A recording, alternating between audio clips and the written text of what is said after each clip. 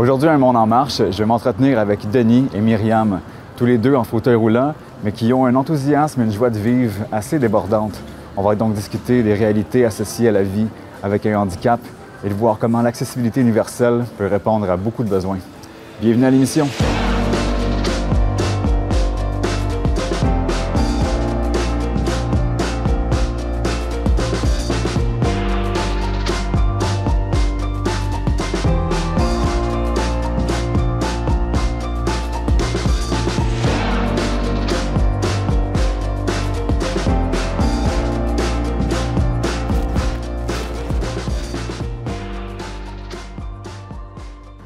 Je suis aujourd'hui en compagnie de Myriam Saint-Pierre. Myriam, on se connaît, toi et moi. On a fait quelques projets artistiques ensemble. Puis je vais t'inviter aujourd'hui à venir prendre une petite marche de santé avec moi pour qu'on parle d'accessibilité, puis de ton histoire, puis comment tu vis ça socialement. Puis si tu veux commencer par nous raconter un peu ton histoire personnelle. OK. J'ai l'ataxie de Friedreich. Pour faire une histoire courte, c'est un trouble moteur des... Ouais, je reprends.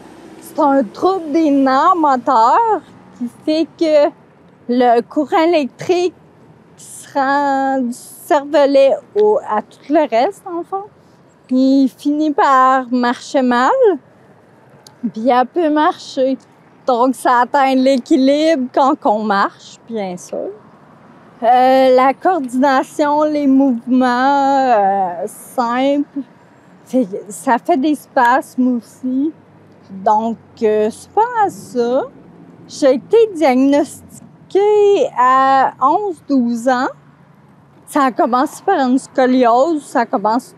Toutes les familles d'ataxie commencent par une scoliose. C'est le dos qui fait un S. OK. Là, ça fait que... Ça fait que j'avais des bosses. Ouais.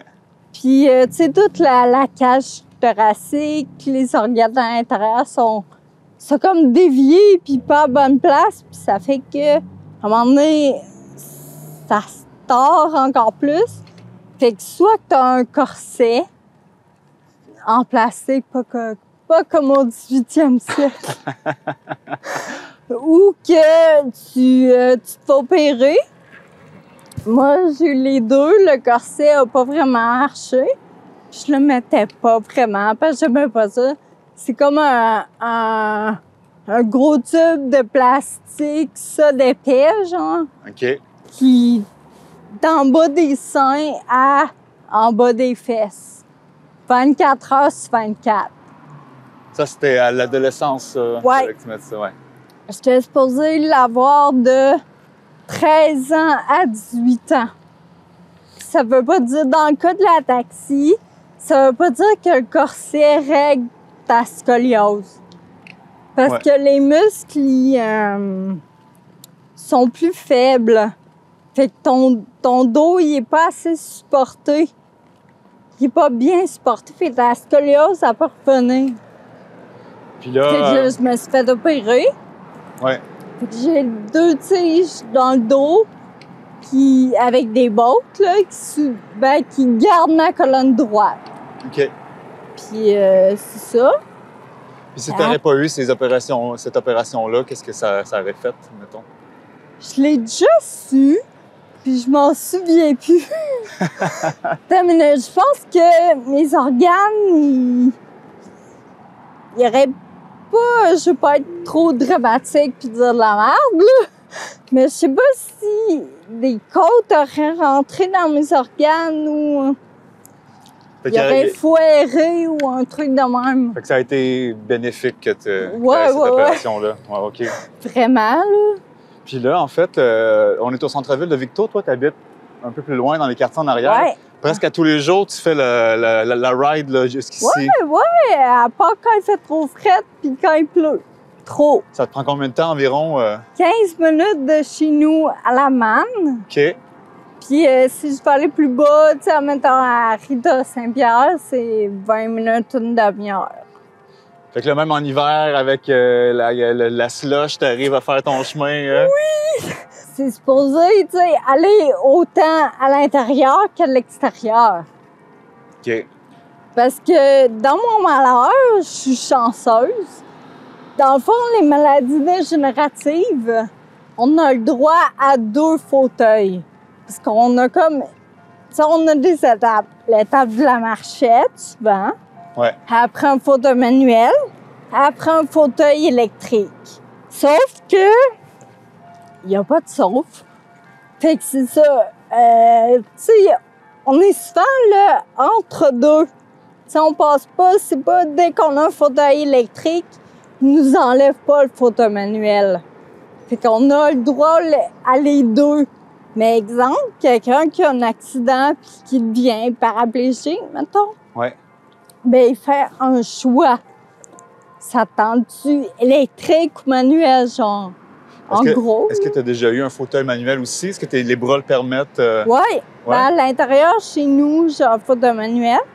Okay. Mais ça vient trop épuisant dehors en manuel, puis ça va pas assez vite. OK. Ouais. Mon premier chien, mon ben oui, premier chien, Mira, ouais. Il tirait mon fauteuil manuel dehors. OK. C'était hot, là, mais c'était dangereux. Ben justement, là, si on peut le voir, ouais, t'as un compagnon avec toi. Donc, tu dis que c'est pas le premier chien qui t'accompagne? Non, c'est mon deuxième. OK. Puis là, il est à veille de partir à la retraite, là. Il commence à être tanné, là. Être tanné, dans quel sens? Genre fatigué de faire comme une dizaine de kilomètres par jour, puis de... Tu sais, il préfère, genre, être effoiré à la maison. Fait que t'es trop actif pour lui, c'est ben ça? Ben non, c'est qu'il y a 7 ans, quand même. Fait que là, tu sais, l'arthrose commence, les trucs de même. Puis c'est plus qu'un compagnon, il t'aide aussi dans certaines actions au ben quotidien. Ouais. Il est tout entraîné? Okay. Oui, il est entraîné ici. J'échappe des objets à terre. Okay. Il va me donner. Il ferme la porte de l'entrée.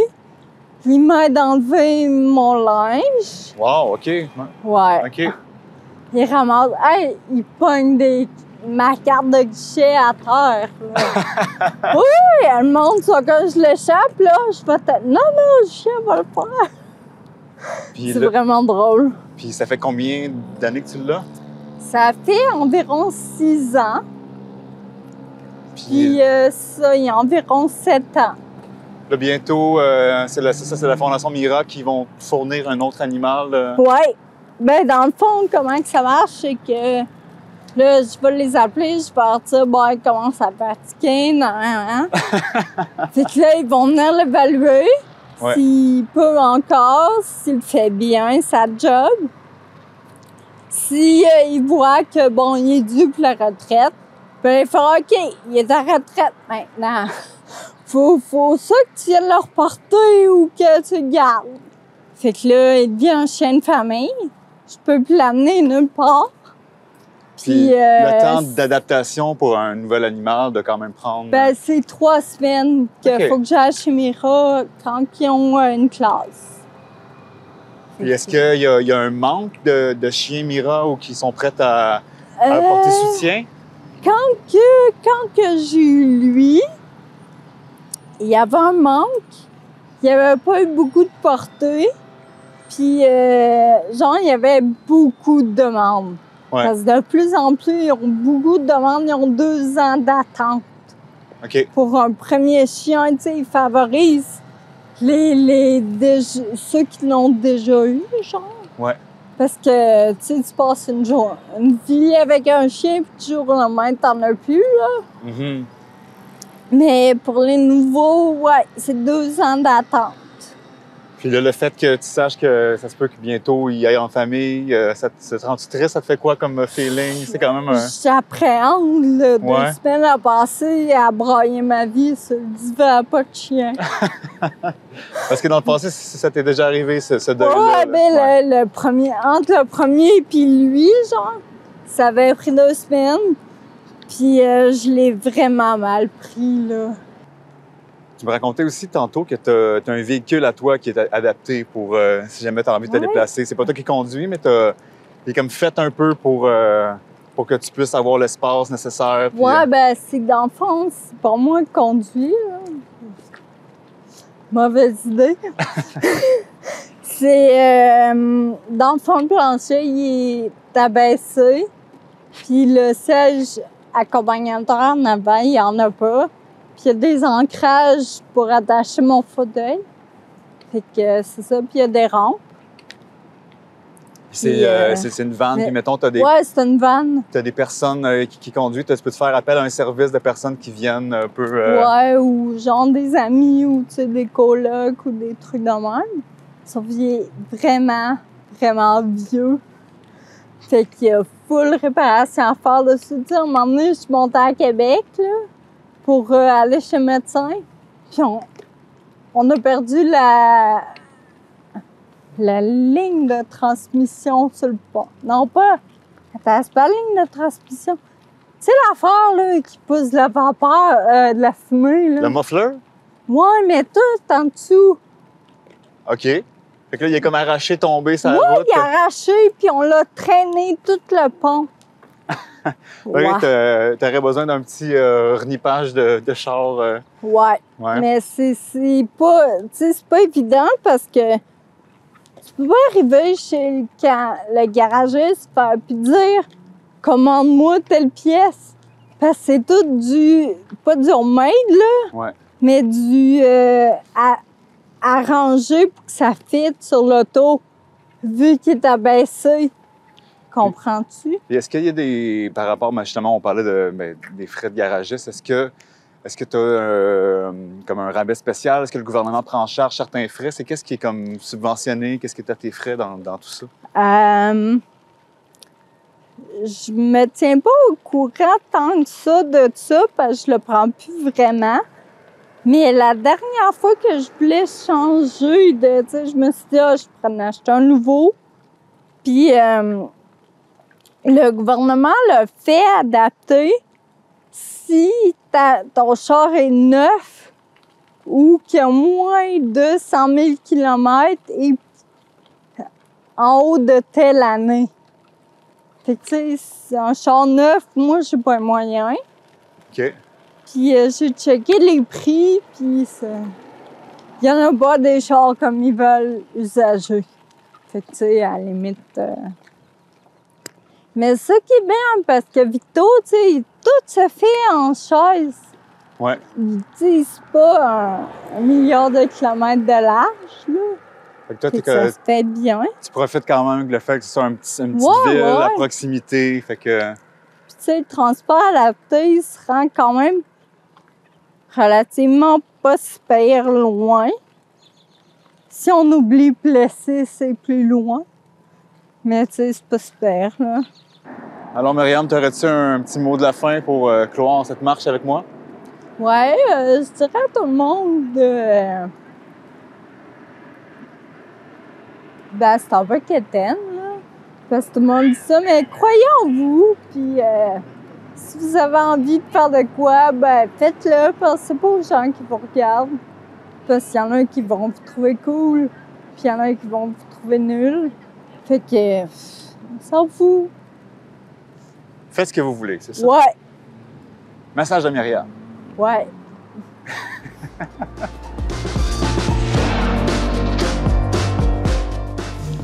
Donc, je suis aujourd'hui en compagnie de Denis Laliberté, qui est chargé de projet à la Ville de Victoriaville en accessibilité universelle. Salut, Denis. Bonjour, ça va bien? Ben oui, ça va très bien. Yes. Merci d'avoir accepté de prendre cette marche-là avec moi. Oui. Je voulais, en fait, qu'on discute de tout l'aspect social de l'accessibilité qui est ton travail.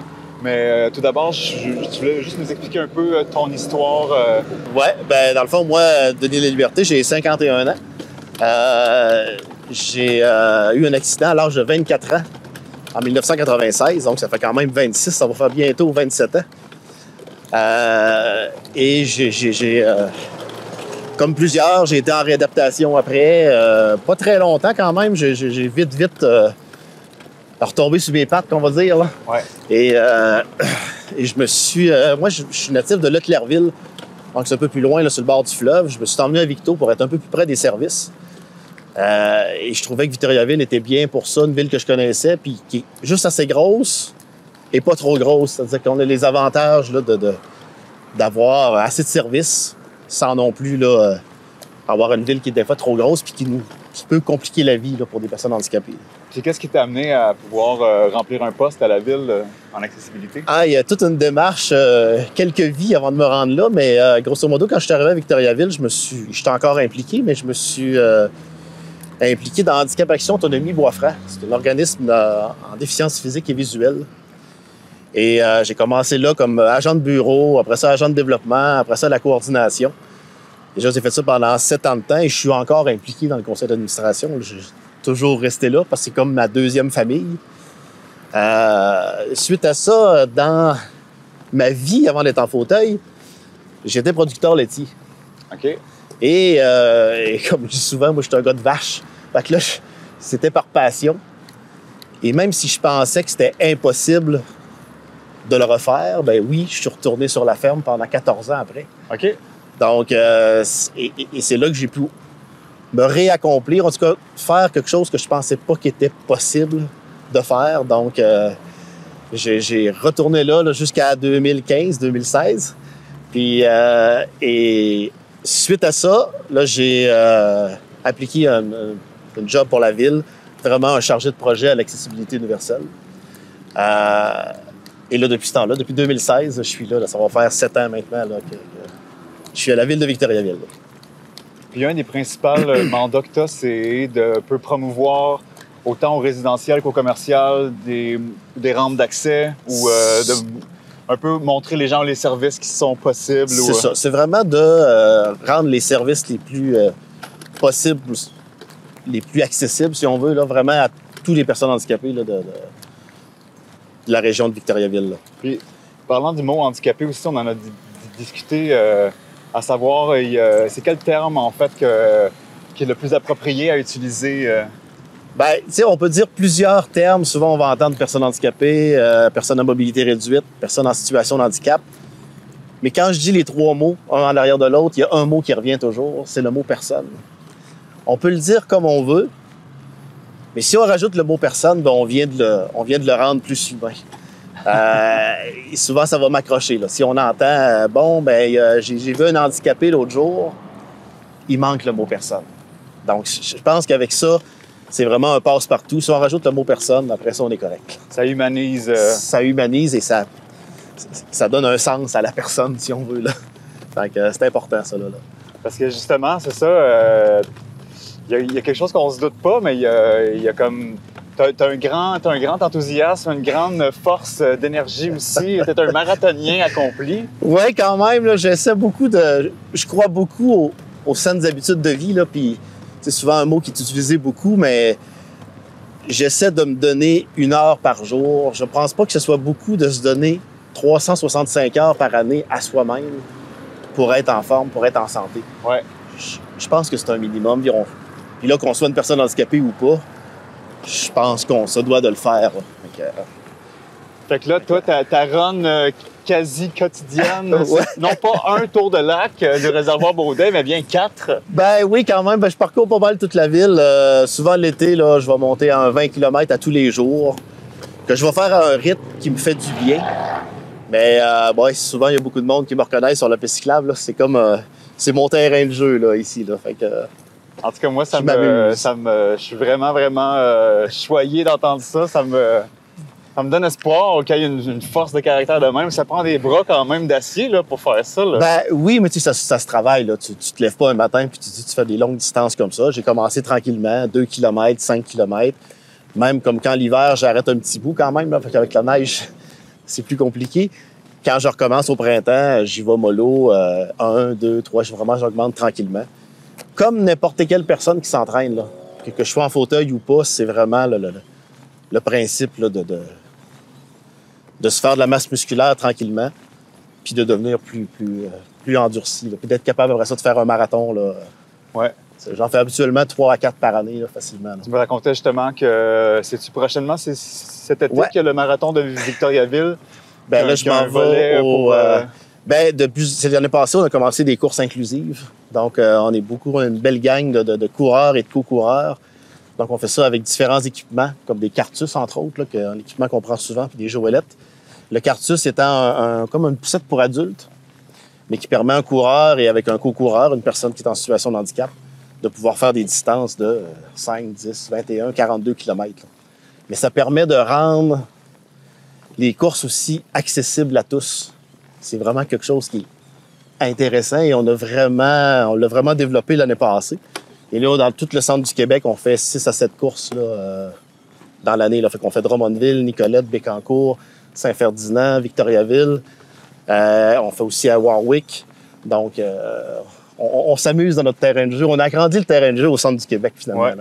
C'était intéressant pour ça.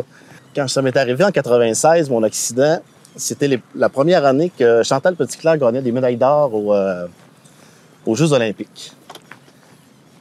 J'ai l'impression, en tout cas, j'ai le sentiment qu'en 96, il y a eu comme un tournant à partir de ce moment-là, où ce que là, on s'est rendu compte que oui, il y avait une place à faire, parce qu'en 96, en accessibilité, quand il y en avait, c'était de l'accessibilité de compassion. Quand moi, j'ai eu mon accident dans mon petit village à Leclerville, ils ont rendu la caisse populaire accessible et l'église accessible. OK. Il arrive quelque chose dans quelqu'un de la communauté, une petite communauté de 500 habitants. Par compassion, on va rendre les choses accessibles. Ouais. En 2023, dire une caisse populaire accessible, mais non, mais là, c'est un minimum. Tu pourrais pas penser ça. Mais en 96, c'était comme ça. Et j'ai vu évoluer dans les 26 dernières années un gros changement. Aujourd'hui, c'est maintenant rentable économiquement, mais surtout socialement. Mais les deux sont maintenant combinés, qui fait que ça vaut la peine de se rendre maintenant inclusif, de se rendre accessible. Et ça, je suis super heureux de voir la différence en 26 ans. C'est merveilleux pour ça, là.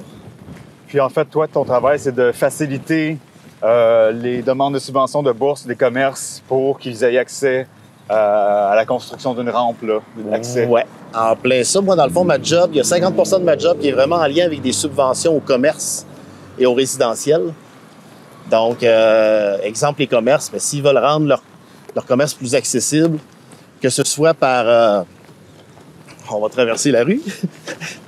Que ce soit par la rampe d'accès, une toilette plus adaptée. On a des subventions qui existent à la ville, mais on va beaucoup les accompagner dans des subventions qui existent au provincial et au fédéral. Et il y en a plusieurs qui existent. Et c'est un peu normal, exemple, un commerce, c'est un entrepreneur, que ce soit un commerce de détail ou autre, c'est pas sa job d'envie de demander des subventions. Ouais. Et c'est vraiment là que nous, on va les aider. Et pour donner un esprit de grandeur, à la ville de Victoriaville, les subventions qu'on donne, commerce et résidentiel, ça donne un total de 50 000 qu'on donne en subvention, grosso modo, par année. Ouais. Et on va facilement chercher un 250 000 en subvention ailleurs, au Québec et au Canada. Donc, on les aide beaucoup plus. Et en plus, c'est rentable pour la ville. On va chercher des sous ailleurs. Et ça permet d'accomplir un projet que il se ferait peut-être pas si on n'aurait pas la combinaison de tout ça, là.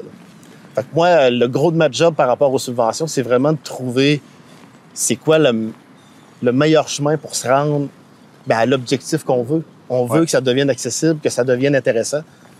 Donc, puis que les personnes handicapées, ce soit facile d'y aller. Fait que j'essaie de combiner puis d'être à l'affût de tout ce qui se passe. Ça, c'est comme un côté de ma job.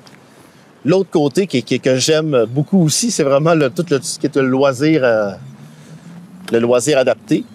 Entre autres, les courses inclusives font partie de ça. Ouais. Et on a une belle flotte. On est vraiment chanceux à Victo. Dans les 20 quelques dernières années, on s'est amélioré dans nos équipements adaptés. On en a une 30aine en tout. Différents vélos adaptés, 2 kayaks adaptés, des joëlettes qui permettent de faire des rides en sentier, donc aller au Mort Tabasca, dans le sentier des trotteurs. Wow, OK. On peut aller n'importe où. Il n'y a comme pas de limite.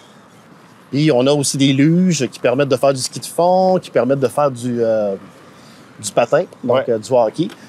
Fait qu'on est vraiment chanceux d'avoir tout ça. Et le but, c'est de les sortir le plus possible. Moi, quand un équipement est graffiné, à la limite brisé, j'aime ça parce que ça veut dire qu'il a été utilisé. Ça a été utilisé, ouais. T'sais, on s'entend, là, je prends des mots qui marquent un peu plus, mais le but, c'est pas de les briser, mais je veux pas qu'ils restent... Ils ont du vécu. Je veux qu'il y ait du vécu. Ouais. Sinon, c'est un équipement, il est juste beau, puis tout ce que tu voulais, c'est prendre une photo et dire « j'ai acheté un équipement adapté ».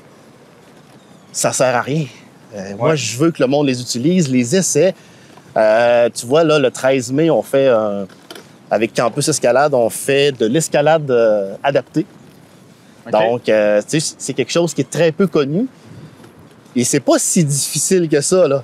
C'est faisable, mais avec les bonnes ressources, on s'est affilié à une ressource qui est provinciale là, par rapport à de l'escalade adaptée.